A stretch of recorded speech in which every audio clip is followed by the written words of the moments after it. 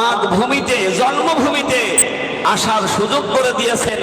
এর চাইতে আর বলন্দ নসিব কি হতে পারে? সুবহানাল্লাহ বলবেন না? একটু আওয়াজ দিয়ে বলুন না সুবহানাল্লাহ।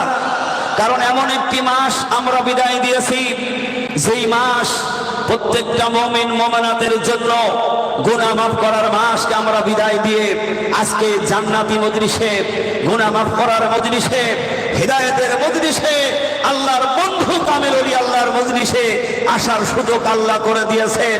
আল্লাহ যদি তৌফিক না দিতেন আমাদের নিজের শক্তিতে কেউ এখানে আসতে পারতাম না। ঠিক না বেঠিক? এনেছেন কে? আল্লাহ আমাদেরকে এনেছেন। এই জন্য আল্লাহ সুবহানাহু ওয়া তাআলা তিনি ভালোবেসেছেন, দয়া করেছেন। আর আল্লাহই তো কালাম পাকের মধ্যে কি বলেছেন? আমি ছোট্ট একটা আয়াত পড়েছি, আপনাদের জানা এবং পরিচিত আয়াত। আমি সেই আয়াতটা কেন পড়েছি? আমরা এখানে এসেছি মুর্শিদের দরবারে। কার হুকুম?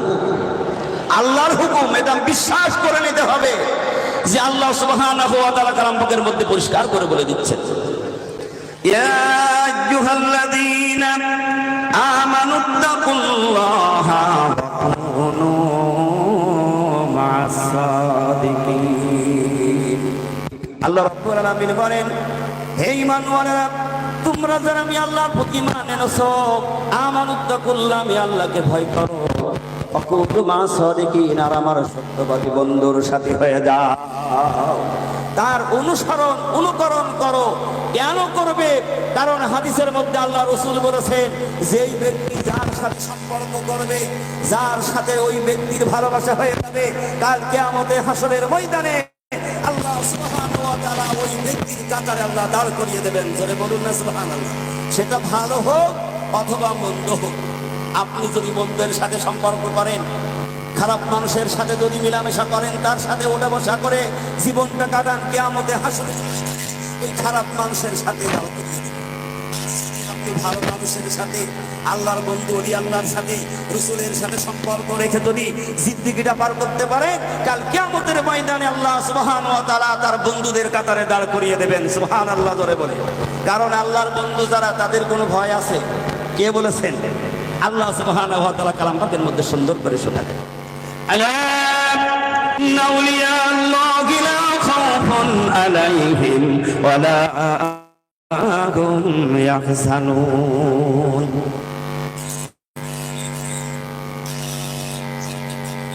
লা খাউফুন আলাইহিম ওয়া লা হুম ইয়াহজানুন।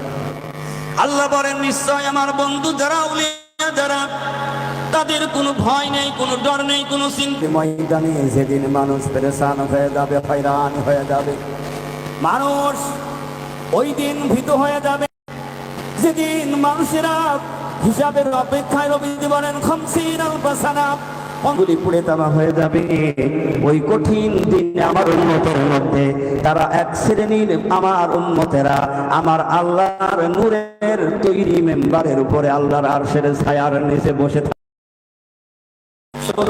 আল্লাহ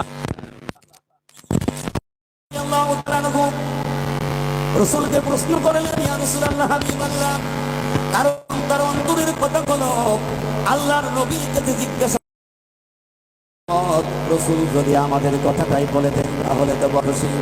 আবু বকর সিদ্দিক রাদিয়াল্লাহু তাআলা আনহু জিজ্ঞেস করলেন, ইয়া রাসূলুল্লাহ, হাবিবাল্লাহ, কিয়ামতে হাসরের ময়দানে আল্লাহর নূরের তৈরি মেম্বারের উপরে বসে থাকবে, কাদের কথা আপনি বলেছেন একটু জানতে পারে নাকি? আউলিয়া বলি আল্লাহ। এটা আওয়াজ দিয়ে বলুন না সুবহানাল্লাহ। তাহলে আল্লাহর ওলিদের মর্তবা ফজিলত কত! নবীজি বলেন, সেদিন তাদের কোনো ভয় ডর, কোনো চিন্তা থাকবে না। আল্লাহ সুবহানাহু ওয়া তাআলা তার বন্ধুদের ব্যাপারে আরো দলিল দিয়েছেন। আল্লাহ রাব্বুল আলামিন বলেন, আল্লাযীনা আমানু ওয়া কানু ইয়াত্তাকুন। আমার বন্ধুরা হইল তারা এক নম্বরের ঈমানদার এবং তারা তাকওয়া পরহেজগারী অবলম্বনকারী।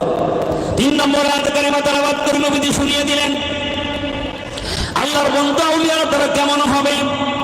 আল্লাহ সুবহানাহু ওয়া তাআলা কালাম পাকের মধ্যে বয়ান করেছেন, লাহুমুল বুশরা ফিল হায়াতিদ দুনিয়া ওয়া ফিল আখিরাহ লা তাবদীলা লিকালিমাতিল্লাহ যালিকা হুয়াল ফাওজুল আযীম।